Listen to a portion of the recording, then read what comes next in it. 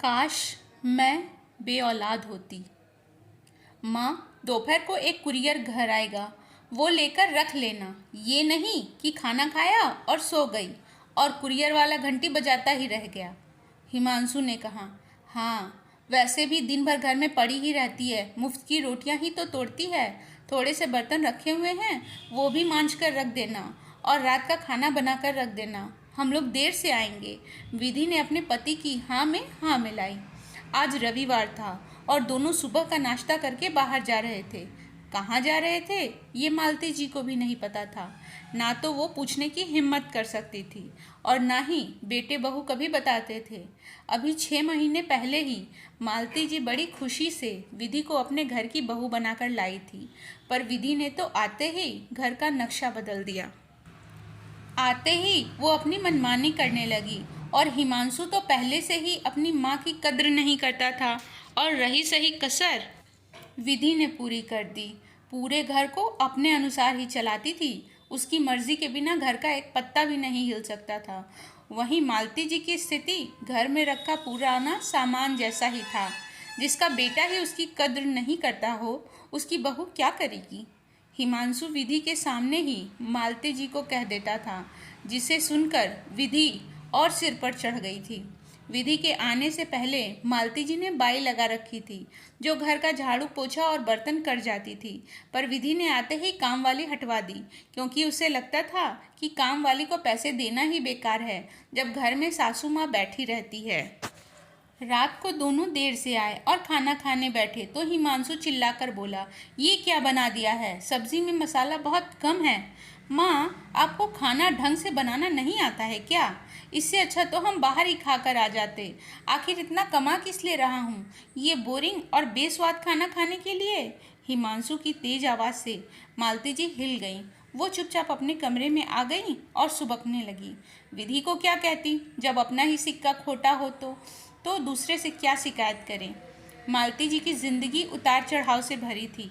अपने मायके में 6 बहनों में सबसे बड़ी मालती को हमेशा ही अपशगुनी कहा जाता था, क्योंकि दादी कहती थी, मालती अपने पीछे 5 बहनें और ले आई, एक भाई भी तो ला सकती थी। आखिर वंश तो बेटे से ही चलता है। और वो चाहती थी कि सभी जल्दी से जल्दी अपने घर चली जाएं और उन्हें इन सब के बोझ से मुक्ति मिल जाए। मालती को ज़्यादा पढ़ाया भी नहीं और उसके लिए रिश्ता देखना शुरू कर दिया, दोगुनी उम्र के विधुर आदमी के साथ। मालती जब शादी होकर आई तो पहले से ही 2 बेटी और 2 बेटे थे। वो आते ही 4 बच्चों की माँ बन गई, उनके पालन पोषण में लग गई। यूं तो वो खुद छोटी थी, पर उस पर बड़ी जिम्मेदारी थी और जिम्मेदारियां इंसान को बड़ा बना देती हैं। चारों बच्चे काफ़ी बड़े थे। जब मालती के पेट में हिमांशु आया तो सबकी त्योरियां चढ़ गई थी कि अब इसकी क्या ज़रूरत थी। उधर मालती का पति बुरी संगत में भी रहता था, सारा पैसा दारू और जुए में उड़ा देता था। चारों बच्चे समझदार थे, उन्हें उनके दादा का बड़ा सहारा था। वो भी उसकी बुरी आदतों से दुखी थे। मालती को बेटा हो गया और उधर दोनों बेटियों की शादी कर दी। कुछ महीने बाद दादाजी भी चल बसे और उनके पिता रात को शराब पीकर आ रहे थे तो किसी गाड़ी के नीचे आकर दब गए।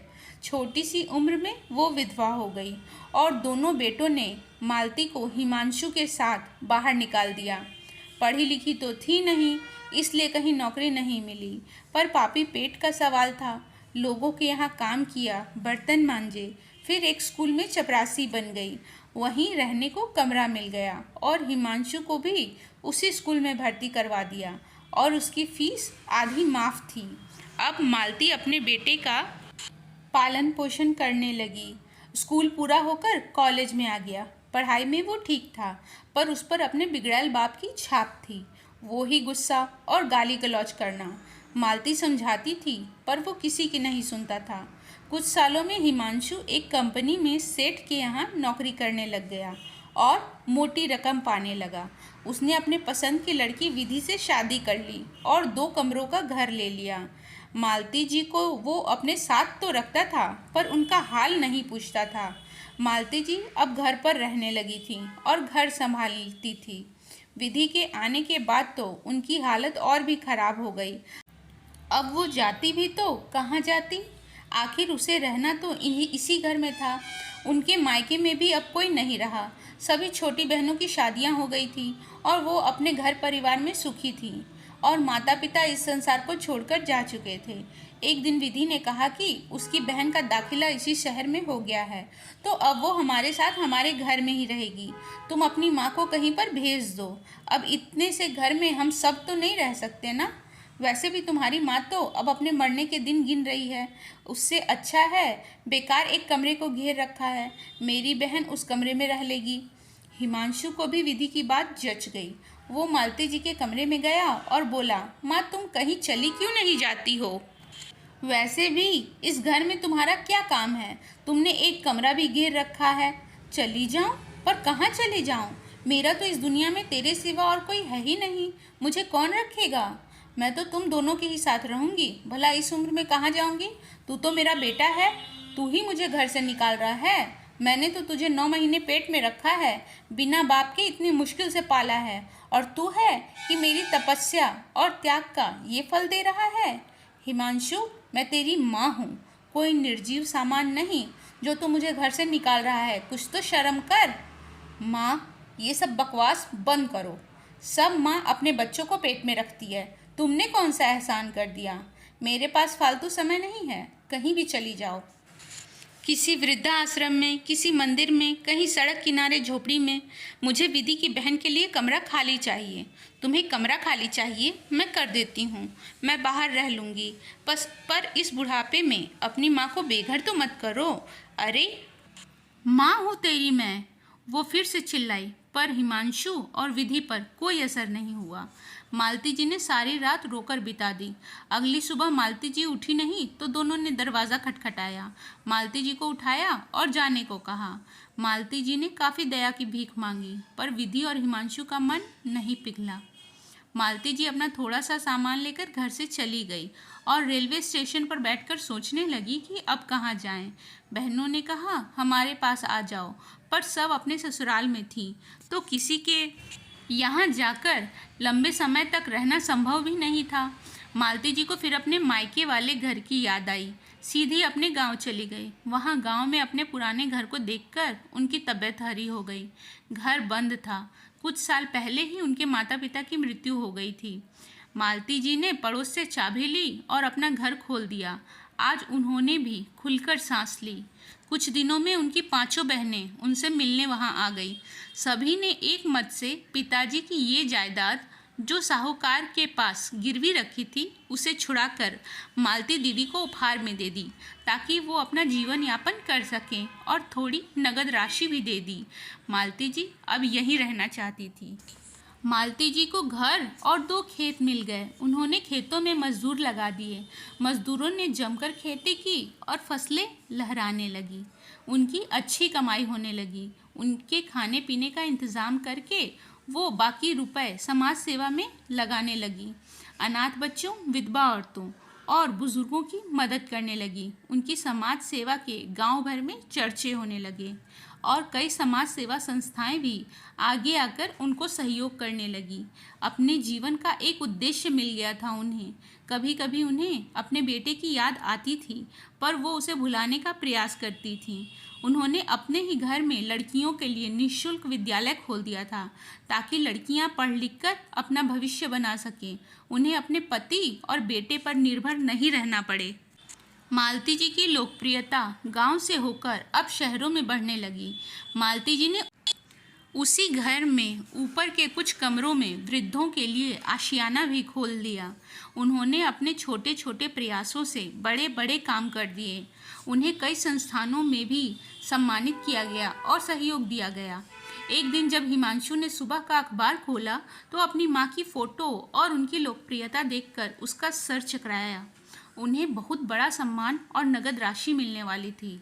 उसे अपनी माँ के बारे में पता चला तो उसने विधि को बताया। दोनों सोचने लगे कि माँ के पास तो बड़ा पैसा है, हम माँ के पास जाएंगे और हमारा भी तो माँ की जायदाद पर कुछ हक है ही। दोनों अपने लालच के वशीभूत होकर गांव चले गए। जगह जगह उनकी माँ के चर्चे सुनकर दोनों हैरान थे।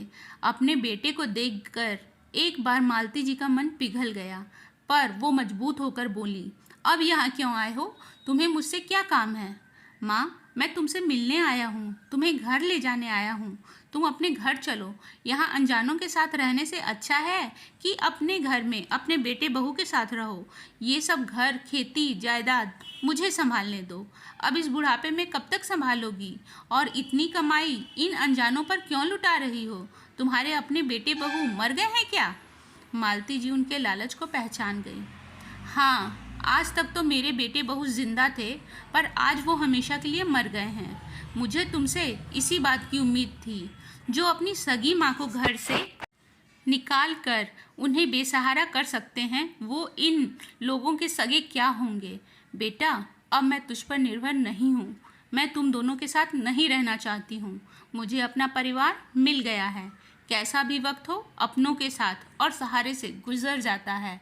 और अब यही लोग मेरे अपने हैं। मेरा बुढ़ापा यहाँ अच्छे से बीत रहा है। और हाँ, मेरे पास जितनी भी जायदाद है, खेती बाड़ी है और सम्मान की राशि है, ये सब मेरे इस परिवार के लिए है। तुम दोनों को इसमें से 1 रुपया भी नहीं मिलेगा। और हाँ, जब मैं इस दुनिया से चली जाऊंगी, तब तुम मेरी अर्थी को कांधा भी मत देना। और मुखाग्नि का हक भी आज मैं तुझसे छीनती हूँ। लाखों की जायदाद हाथ से फिसल गई। ये देखकर हिमांशु और विधि को बड़ा ही पछतावा हुआ। काश वो माँ के साथ बुरा बर्ताव नहीं करते तो आज ये सब उनका होता। दोनों अपना मुंह लटकाकर शहर वापस आ गए। इसलिए बेटी को पढ़ा लिखा कर आत्मनिर्भर ज़रूर बनाएं, ताकि उसे किसी के सहारे की ज़रूरत नहीं पड़े। दोस्तों, मेरी ये कहानी पसंद आई हो तो वीडियो को लाइक करें, चैनल को सब्सक्राइब करें।